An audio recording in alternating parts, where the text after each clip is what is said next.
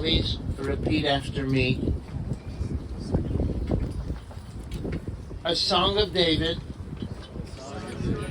The Lord is my shepherd. I shall not lack. God causes me to lie down in lush pastures. God leads me beside tranquil waters.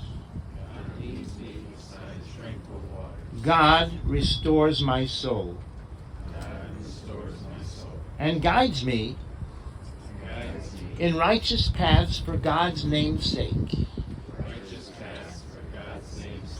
Though I walk through the valley of the shadow of death, I will fear no evil. For you are with me. Your scepter and staff, they comfort me. You prepare a table before me in full view of my adversaries.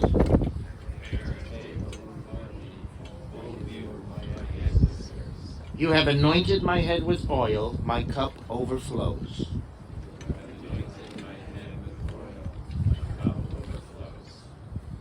May only goodness and kindness pursue me all the days of my life.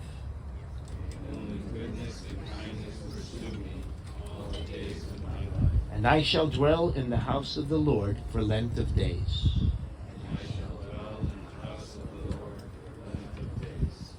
And the Chafetz Chaim asks, it's a strange expression, Ach tov v'chesed yirdefuni. May only goodness and kindness pursue me. Yirdefuni is redifa. Like someone's chasing someone else to harm them, you say he's a rodef. So what do we mean we should be pursued and chased by kindness? It sounds like a word that's used for trouble. We're chased by enemies and problems. So the great Rabbi Kagan explains, that's our prayer. That if we have to have trouble in life, let it be trouble from the good that we're doing.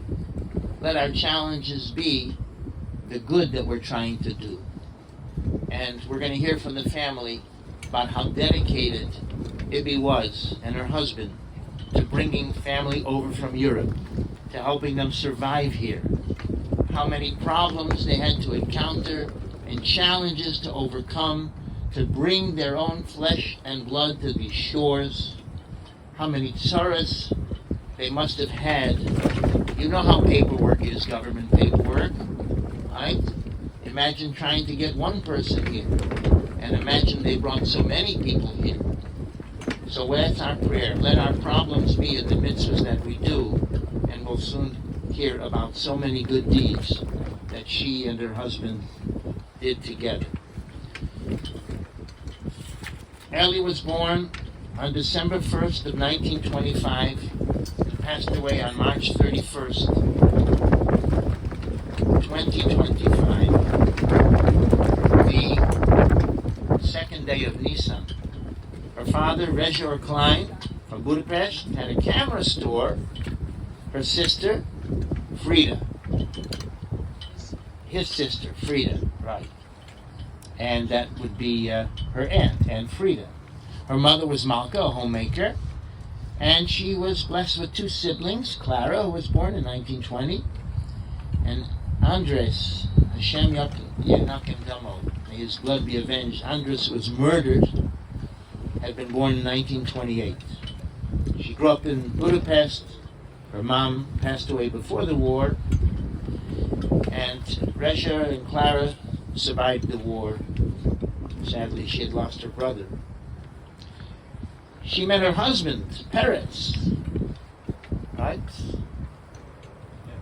Andre Peretz. Peretz met Ibby at a pool in Budapest. They knew each other as teenagers. And Papa Bandi, as he was affectionately called, so lovingly, he escaped from a concentration camp, and he came looking for Ibby, and finally found her, the love of his life.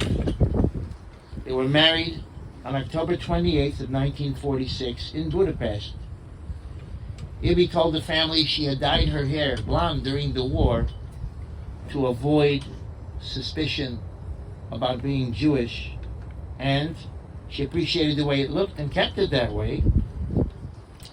Bondi and Ibby came to New York in 1947, and fascinatingly enough, for an extra $100, they were offered by, I guess, Jewish Federation, maybe it was Hayes, I'm not sure who it was in those days, to come to Cleveland, which I guess $100, a fair amount of money in those days. They decided to do that. They came to Cleveland. They brought over so much family, and we'll hear more about that from the family. Their efforts are really legendary, very legendary. Bondi opened up Modern Furnace, an HVAC company. He was able to make a good living, working very hard, dedicated. Family was living on Kinsman. January 9th, 1949, they were blessed with their beloved son, Robert George Snyder. August 14th, 1954, Richard A. Snyder, right? And then the family moved to Renford Road in South Euclid, 1651 in 1955. 1651 Renford Road, right near Bexley Park. And Linda Sue was born January 31st, 1959. And Linda Sue carries her grandmother's name, Malka, a constant walking memorial, a great, great memory for the whole family of her grandmother. The children went to Roland School, right there, and then Greenview School, then to Brush High School, and they fondly remember the family gatherings with all the grandchildren coming, the holiday seders with cousins, the delicious and wonderful break fasts with extended family that would come to break their fast after the Yom Kippur fast, Father's Day backyard gatherings, and they said variety pack chips. You can pick your favorite chips, right? You got to choose. No flavor was forced upon you. You could choose your favorite flavor. Stephen says that the buttered biscuits in the cartoons is what he remembers. Beth says that she just loves spending time with Ibby at the Hamptons, trying on her jewelry, maybe some of her dresses and other things. Mitchell and Matthew recall babysitting and sleepovers and watching The Price is Right together. Aaron and Brian mentioned always Ibby being so welcoming to everyone, so loving, especially to spouses, completely non-judgmental, just a loving person. She always looked so put together, and that we knew at Menorah Park. Her hair was always so well done. And the grandchildren remembered also playing wiffle ball in her backyard. She loved sunshine. They lived for a while in Florida, in Hollywood, Florida. And Evan remembers how much he enjoyed playing gin at the Hamptons, at the poolside. Jennifer asked to mention that she remembers that when Bonnie brought Evan and Jen to meet Ibby, Ibby just welcomed them as her own children, really so loving. So it was no difference between family members. And Vicky says she was really the perfect mother-in-law. She was always on her daughter-in-law's side, never on her son's side. And she never interfered. She really didn't. And these are really sacred things, very sacred and special. Just a lovely human being that she said, Eric, her son-in-law, always take good care of Linda. And they would play games. She would stick her tongue out a little bit. She'd say, "You're my favorite son-in-law." Plus, he was the only son-in-law. And she would say how Linda takes care of her, and I can really testify that all the children constantly coming to Menorah Park, and if they're away, letting me know that they're going to be away, and keeping in touch, inviting me to the birthday parties and gatherings, and I always appreciate that, even to be able to have the merit to be here today. I'm humbled to be able to be here today with this beautiful family, and with Vicky, who we worked a lot alongside each other, really the backbone of the spiritual living department. I know that wasn't her title, but how many times together, the Seders. Who put together the Seders? The rabbi? No, Vicky Snyder, right? And the Rosh Hashanah banquets. The rabbi's there, but who put the banquet together? Vicky Snyder. And I think that's, someone would ask me, why did that happen, to have Vicky like that, taking care of all the Yiddishkeit at Menorah Park? And I think that that's really that Ibby's merit in heaven, that she was so devoted to bringing family together for holidays, that God blessed her with a Vicky who did that for the whole menorah pot. There's a common theme there. If you think about it, I'm sure you'll see what I mean. So, really, the family wants to talk about some of the magnificent things she did. I want to mention that she was so proud of her family. She always said, these are mine, these are my children, these are my grandchildren. She enjoyed sweets and chocolate chip cookies. She cared for Tibor, our beloved Tibor at Myers, until he got married. So happy she was to bring him to the chuppah, to marry him off. She said, Hannah takes great care of Tibor, and she always appreciated that. So we're going to ask the family members to come up and share some of the thoughts about the matriarch that she was. And perhaps we'll conclude with, before we leave today, God bless America. Okay.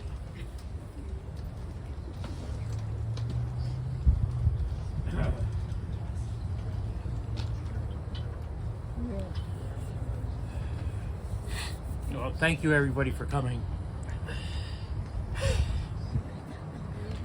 I'm gonna be like Brian. Mom was, she was different. She was special. But the old times, I'm not going to dwell on that.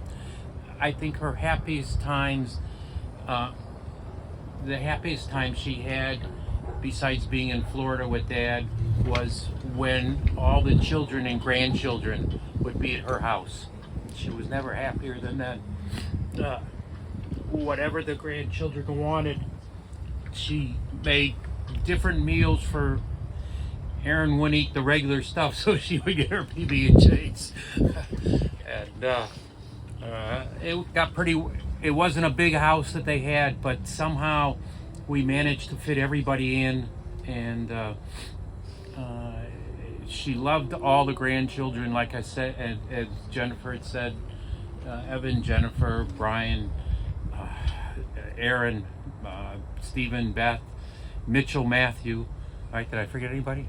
I think she was blessed to have 11 great-grandchildren. Unfortunately, with her condition, she didn't get to know them well.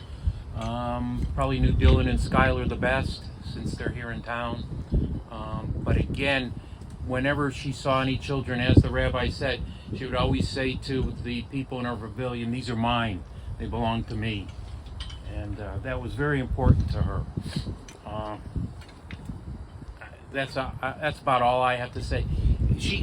I will add one more thing. She started off life very good. Her father, they were probably upper middle class in Budapest. So she had a nice beginning of life. In fact, she was pretty spoiled. They had cleaning people, and she had an easy life. And then met my father, and they didn't like my father. He came from the poor side of town, and but she was lucky to have him because he worked very hard to take care of her and keep her the life she was accustomed to after they got here. They survived the war. That was an unpleasant time.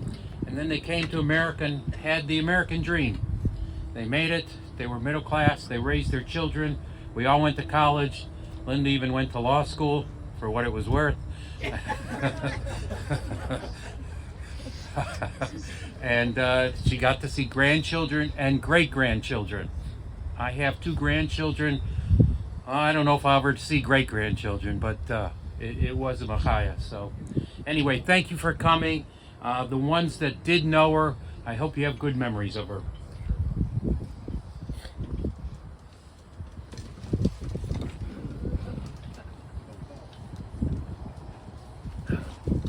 My family always says that I never met a Mike I didn't like. So I'm here to say a few things. The most important thing about my mother was love of family. And the rabbi touched on how they came to America, and Richard talking about how the good times were here once they got here. But I think it's important for maybe some of you people that might wonder about why we're so attached to her. She went through an amazing time, the Holocaust. You know, it kills me. I run into people when I go to Alabama, for example, to visit Evan and his family. They don't think the Holocaust happened. It did. Let me tell you how it happened to her family. One day, the Nazis came to the Jewish ghetto and they said to all the men of a certain age, meet us at the Doheny Temple. And if you've ever been to Budapest, it's still one of the most fantastic temples in Europe. And my mother never saw him again. That was it. She went to go visit him or try to see what was going on. And when she went there, on her way there, she ran into one of his friends and he said, no, please go back. We're going to try and help him escape tonight before they take him to the concentration camp. Well, you know what? She never saw my mother, she never saw her brother or this person again. The next day, and the thing I want to point out is how my mother was such a fighter. Petite Ibby, who cared about her hairspray and her hair being perfect, she was a tough broad. The Miloš, who were the Hungarian Nazis, came to her house. And it just so happened her sister, Clara, we call her Clary, was had her boyfriend over to visit. And they saw that the Miloš were there. They hid him in a hide-a-bed because they were afraid they were maybe coming to get him. But no, they came, so he's hiding in a hide-a-bed in the other room. And they say to my mother, were you the woman that was looking for Andras yesterday at the temple? And my mother said yes. They said, okay, grab your clothing together, you're coming with us. And she said, whoa, wait a minute, okay? And she says, you know what, why don't we sit down and have a meal? Because she knew these guys weren't eating right. These Hungarian soldiers who were now Nazis. And her and her sister prepared some food for them. And then my mother, while they're eating, goes in the other room and gathers up all of her jewelry. Not that she had a lot, but she had jewelry. Came out with it and said to the Nazis, how about if I give you this? They took the jewelry, finished their meal, and left. I was that close to me not being here, or them. You know, years later, I want to say my mother did not talk about the Holocaust unless we asked her, okay? But years later, I came home from school one day, and Richard touched on this a little. My mother had a cleaning lady her entire life. I don't care how much money my father made. We had a goddamn cleaning. Sorry, guy. We had a cleaning lady. Okay, and different ones. You know, some we got attached to.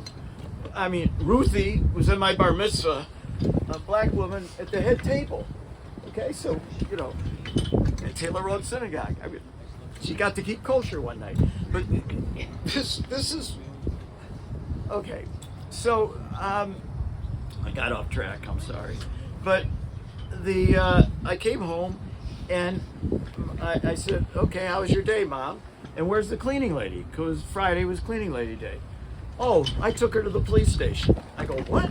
This is my mother again, 5'2", her hair perfectly in place, dressed nicely. What do you mean you took her to the police station? Well, I caught her stealing some of my jewelry. And I said, Mom, weren't you worried she could have pulled a knife? She could anything, you know? She says, no, I faced much worse in my life than that. She was not going to take my jewelry. Well, I look at that story because I think back of what she did with the Nazis and how she gave them jewelry to save her life. And here she took this woman to the police station. Okay, that's a tidbit I think I tell my grandchildren as a way of showing her. Family was so important to her, and we talk about how she took in all the kids. And you know, those of you that have been divorced or know people divorced, she never, Evan and Jennifer were like all my other kids to her. From day one, my wife, all the kids. No questions asked. Still want to know. They are now part of the family. And that was it. No doubt about it. Okay? And my friends. I can't help it. I see Arthur here today. We used to play tackle football in the snow at Bexley Park or in my backyard, and somebody always got hurt. But one time it was Arthur. I think it was Marvin Grafchick. For those of you that don't know him, you don't want to. May he rest in peace. Anyway, Marvin stepped on Arthur's back. We thought he broke his back. Arthur, do you remember the time? I don't know. Yeah, he remembers. Well, they called an ambulance. My mother, for weeks, was asking me, how's little Arthur? Is he okay? Is Arthur okay? And he was. And Bruce Bogart, she remembers Bruce Bogart, who used to come play football, but she also knew she couldn't tell his parents because Bruce was not allowed to come play. Okay? But he came anyway. And she never said anything to his parents that he was in the backyard playing. She would always ask me, did they ever find out that he was playing football with you? No. So, I'm not going to go through all the friends here if I didn't mention somebody, Mark. But anyway, or Les, whose father was my Little League coach. Can you believe that Les is here today? Okay, growing up with immigrant parents, I have to tell you, they didn't understand Little League. Your parents would come to the games. They didn't come. They dropped me off and they picked me up. They didn't know they're supposed to come watch. But they signed me up. That's the key. We got signed up for all kinds of lessons. All right? We took tennis lessons, swimming lessons, dance lessons. That's why I'm such a good dancer, because of my mother. She told me to. You're laughing. Okay, Bonnie's giving me the wrap it up. A couple of things I didn't want to forget. I just wanted to say about her.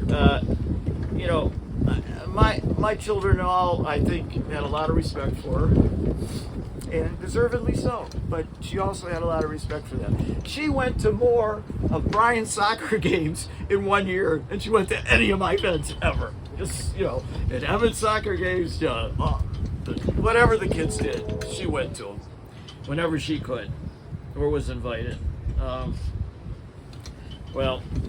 Anyway, I'm sorry I'm talking too long, and it's windy, and I appreciate all of you for coming. And Rabbi, I want to tell you, she always, we would see the rabbi and I'd come visit her, and my mother had dementia, so she didn't remember a lot. But I'll tell you, when she saw this rabbi, she says, that's my rabbi. That's my rabbi. So when I talked to Bart about doing the service, I said we have to have, no offense to the other rabbis here today, but this was her rabbi at Menorah Park, King David, and he had to be here, and I thought he did a very nice job talking about her, and I appreciate that. So, thanks to all of you for coming, and if you want to hear more stories, I'll be at the Shiva, okay? And I'll be glad to share them with you, because some of them are pretty cool. Anyway, thank you. And I will say this, one last story, because we're going to, said something about God Bless America. I remember Erin, my daughter, bringing her two daughters, Skylar and Dylan, who's here today, to see my mother one day. And I said, she's got dementia, so, you got it. She'll tend to repeat some things and so on and so forth. So, it's okay if you laugh. She just likes to see you smile. It's okay. Don't worry if you laugh. So I said, one thing she's going to do is she's going to want to sing God Bless America, okay? Because she tends to do that. And the other thing is she's going to say to me, did you find a place to park? Okay? She would always say, could you find a place to park? Okay? Okay, so we're there about 10, 15 minutes. And Dylan says to me, I thought she's going to say some of these things you told us. And I said, okay, Mom, how come you're not asking me where I parked? She says, she looks at Dylan and Scott and she goes, what's wrong with him? He's been here a million times. He doesn't know where the parking lot is? So she still had the sense of humor. I'm glad you all laughed at that. She had a sense of humor still. She may not have remembered, the last time I was there to see her, but she did have that sense of humor. That part of you doesn't leave. And sure enough, she broke into God Bless America. So I wasn't totally wrong. Okay, thank you. Thank you all for coming. It is appreciated. Thank you.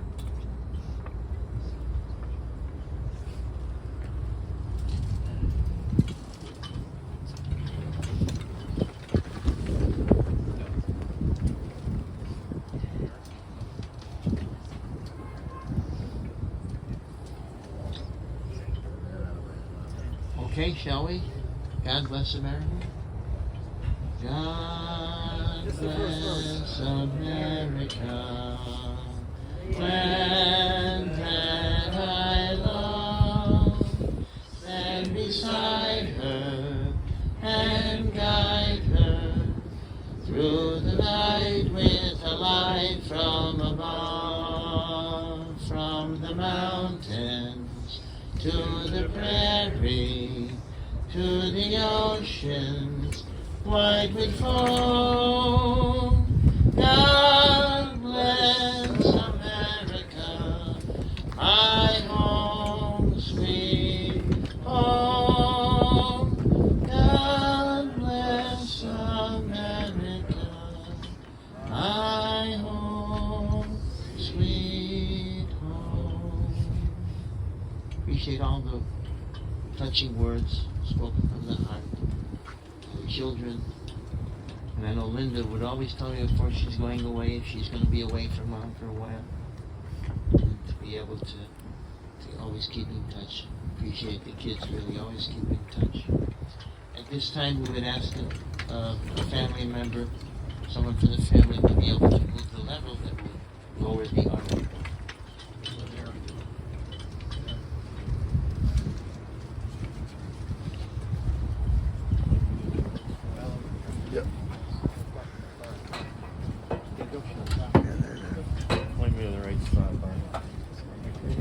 Go over to that side.